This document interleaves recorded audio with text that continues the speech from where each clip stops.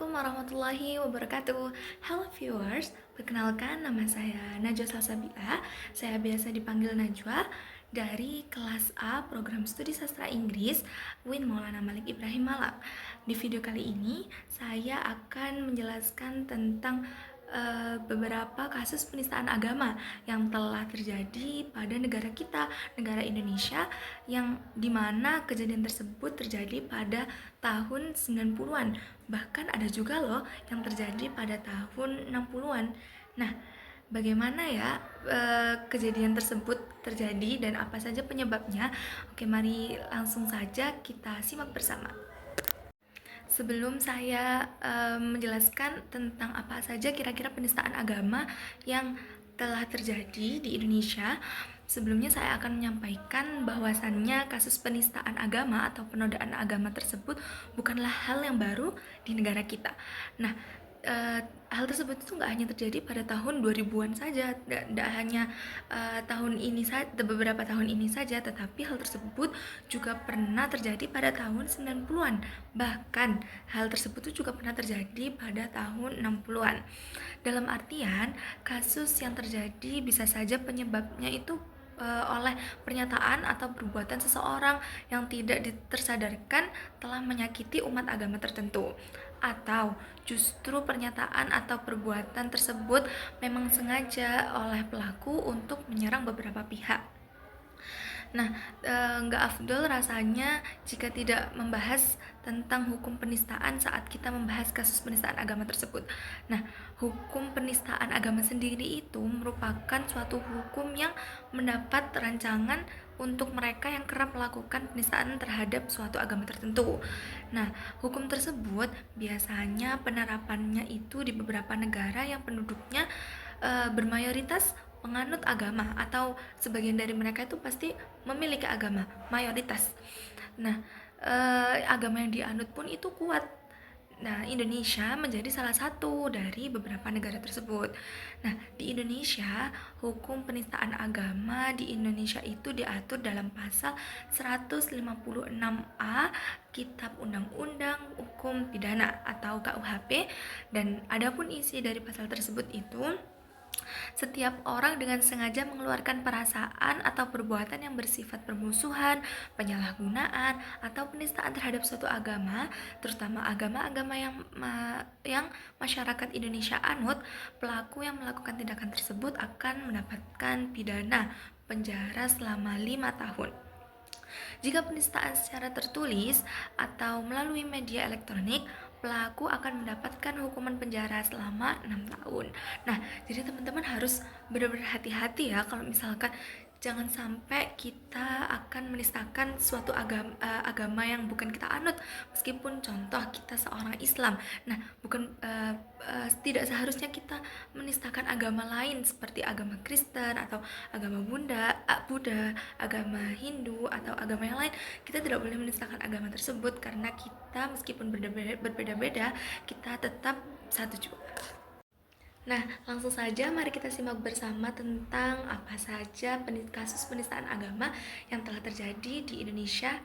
Nah, berita tersebut saya dapatkan dari Google. Nah, kasus penistaan agama yang pertama terjadi pada tahun 1968. Hal tersebut dilakukan oleh HB Yasin. Yang kedua, pada tahun 1990 yang dilakukan oleh Arswendo Atmowiloto. Nah, untuk yang ketiga, kasus yang ketiga terjadi pada tahun 2006. Nah, di sini pelakunya yakni Lia Aminuddin atau yang dikenal dengan Lia Eden. Untuk kasus yang terakhir terjadi pada tahun 2016. Nah, di sini pasti viewers pada tahu ya kalau di sini kasusnya terjadi dilakukan oleh Ahok. Nah, di sini ada kasus Ahok yang terjadi pada 2016. Nah, kira-kira apa saja kasusnya? Mari kita cek satu-satu bersama. Nah, kasus yang pertama ada kasus HP Yasin yang terjadi pada tahun 1968. Nah, dari kasus ini majalah sastra binaan HB Yasin menerbitkan sebuah cerpen berjudul Langit Makin Mendung. Nah, cerpen karya Ki Panji Kusmin itu anggapannya telah menghina Nabi Muhammad SAW. Majalah sastra dan Ki Panji Kusmin pun lantas mendapatkan proses dari berbagai pihak. Atas proses itu, Ki Panji Kusmin pun meminta maaf secara resmi yang penerbitannya pada majalah-majalah kami. Walaupun sudah meminta maaf, akibat polemik dari cerpen tersebut, sejumlah polemik itu akhirnya membuat HB Yasin mendapatkan hukuman 1 tahun penjara dengan masa percobaan 2 tahun penjara. Nah, dari kasus ini tuh kita bisa mengerti ya bahwa dari sebuah tulisan pun dapat mencerminkan bahwa kita itu mencerminkan sikap bahwa kita bisa menistakan suatu agama dari sebuah hanya dari sebuah tulisan. Nah, makanya itu teman-teman hati-hati ya kalau misalkan mau nulis apapun itu harus dipikir dulu kiranya ini tuh menyinggung agama lain tidak ya, menyinggung tentang pribadi orang lain tidak ya, karena dari kejadian tersebut kita bisa mengambil pelajaran bahwa hanya dari sebuah tulisan cerpen seseorang bisa terkena hukuman penjara hanya karena kasus penistaan agama. Nah, seperti itu. Oh iya, satu hal lagi nih teman-teman. Teman-teman harus tahu bahwasannya kasus penistaan agama yang dilakukan oleh HB Yasin pada tahun 60-an tersebut merupakan kasus penistaan agama tertua loh, dan seperti kasus penistaan agama yang paling besar pertama kali terjadi ya pada tahun 60-an tersebut yang dilakukan oleh HB Yasin. Nah, kasus yang kedua kali ini sedikit mirip nih sama kasus HB Yasin, kasus yang sebelumnya. Kali ini kasusnya bernama kasus Arswendo Atmowiloto yang terjadi pada tahun 1990. Nah, di kasus ini Arswendo melakukan sebuah survei, yakni survei 50 tokoh yang dikagumi pembaca.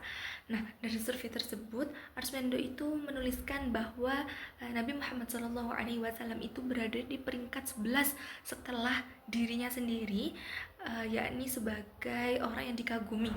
Sedangkan secara Islami, secara syariat Islam, Rasulullah SAW itu berada pada tingkatannya itu jauh berada di atas manusia-manusia awam seperti kita, apalagi seorang Arswendo Atmowiloto.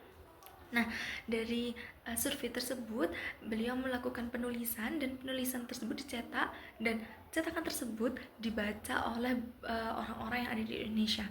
Nah, dari tulisan tersebut orang-orang Islam tuh merasa seperti dinistakan dong agamanya. Masa iya seorang Rasulullah SAW itu tingkatannya berada di bawahnya dia. Nah, dari hal tersebut akibat protes tersebut, Arswendo pun lantas meminta maaf secara resmi melalui siaran televisi pada tanggal 19 Oktober 1990. Nah, tetapi Arswendo pun tetap resmi ditahan polisi pada tanggal April 1991, seperti itu. Nah, dari kasus ini pun sama ya, seperti kasus sebelumnya, bahwasannya jika kita ingin melakukan apapun itu, seharusnya kita mikir dulu ya, apakah hal tersebut itu merugikan orang lain. Nah, kalau misalkan sudah seperti ini bahaya ya, nanti kan dari hal tersebut bisa merugikan diri kita sendiri dan bisa merugikan orang lain. Seperti itu. Wah, kasus yang ketiga kali ini agak menarik nih teman-teman, karena kasus yang ketiga kali ini yakni kasus yang terjadi oleh Lia Aminuddin atau yang dikenal dengan Lia Aiden. Nah, kasus tersebut terjadi pada tahun 2006 silam. Dari kasus tersebut Indonesia. Nah, kasus yang ketiga kali ini tuh sedikit menarik ya teman-teman, yakni kasus yang terjadi oleh Lia Aminuddin atau yang kita kenal dengan Lia Aiden, dan kasus tersebut terjadi pada tahun 2006 silam. Nah, sebelumnya pada tahun 2005 itu Indonesia sempat terkejut oleh kehadiran seseorang yang bernama Lia Aminuddin atau yang dikenal dengan Lia Aiden. Nah, saat itu Lia Aiden sendiri tuh mengklaim bahwa dirinya itu mendapatkan wahyu dari malaikat Jibril. Ia pun juga sudah mendapatkan pengikut lewat kerajaan tahta suci kerajaan Tuhan yang ia bangun. Nah, MUI yang meneliti pergerakan Lia Eden menilai bahwa ajaran Lia Eden itu termasuk ke dalam ajaran yang sesat. Nah, seperti halnya sedikit menistakan agamanya sendiri ya, meskipun dia Islam tapi dia sama saja seperti menistakan agamanya sendiri. Dan yang mengejutkan, kejadian tersebut itu sebenarnya telah terjadi pada tahun 1997 loh teman-teman. Sebenarnya kayak sudah lama banget, cuman hal tersebut itu baru ketahuannya itu kayak mulai dari 2005 itu. Dan yang paling parahnya nih teman-teman ya, uh, si Lia Eden ini memiliki ajaran-ajaran Islam yang menyimpang, yang memperbolehkan penganutnya untuk melakukan sholat dalam dua bahasa, atau memperbolehkan umat Islam itu untuk memakan daging babi serta melakukan ritual suci seperti menggunduli kepala atau membakar tubuhnya sendiri loh. Sampai segitunya dia memperbolehkan ajaran-ajaran yang sebenarnya itu sangat merugikan, apalagi bagi kita seorang umat Islam, tapi dia malah memperbolehkan hal tersebut. Nah, dari kejadian tersebut, Lia Eden pun resmi mendapatkan hukuman penjara selama 2 tahun pada tahun 2006 bulan Juli. Nah, waktu dia habis bebas itu, dia itu melakukan pelanggaran penistaan agama lagi sama penganut-penganutnya. Akhirnya si Lia Eden itu sama penganutnya sama-sama di penjara selama 2,5 tahun, dan bisa bebas kembali pada tanggal 15 April 2011.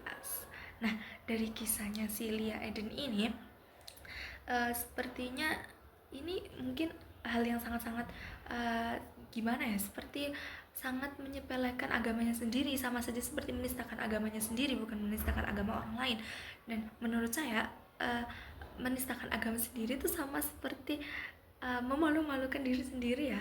Jadi kayak nggak masuk di akal aja, masa yang sebenarnya boleh menjadi nggak boleh. Sedangkan dia di sisi lain kan bilang kalau misalkan dia mendapatkan wahyu dari malaikat Jibril. Sedangkan MUI pun telah melakukan pencarian yang bisa dianut ya, itu bahwasannya malaikat Jibril sudah tidak turun lagi di dunia, di bumi ini, setelah Rasulullah SAW wafat. Jadi ya, jika Lia Eden bicara kayak gitu, ya otomatis hal tersebut sudah benar-benar salah, karena malaikat Jibril pun tidak akan turun meskipun saat setelah Rasulullah SAW wafat. Nah, kasus yang keempat kali ini kasus yang terjadi pada Basuki Cahayapurnama atau yang biasa kita kenal dengan Ahok. Nah, kasus Ahok ini terjadi pada tahun 2016. Beliau sempat menjadi gubernur DKI Jakarta pada tahun tersebut. Nah, Ahok itu dituduh melakukan penistaan agama dalam pidatonya di Kepulauan Seribu, dan Ahok dianggap telah merendahkan surah Al-Maidah ayat 51 dalam Al-Quran. Nah, bisa jadi ini adalah salah satu kasus penistaan agama yang cukup viral ya pada saat itu. Nah, kasus ini tuh bermula dari potongan video pidato Ahok yang saat itu masih menjabat sebagai gubernur DKI Jakarta. Nah, saat itu ia tengah melakukan sebuah sosialisasi di Kepulauan Seribu dan menyampaikan sebuah pidato kepada warga di sana. Nah, mari kita cek videonya bersama ya. Jadi jangan percaya sama orang, kan bisa aja dalam hati kecil bapak ibu nggak bisa pilih saya, ya kan, dibohongin.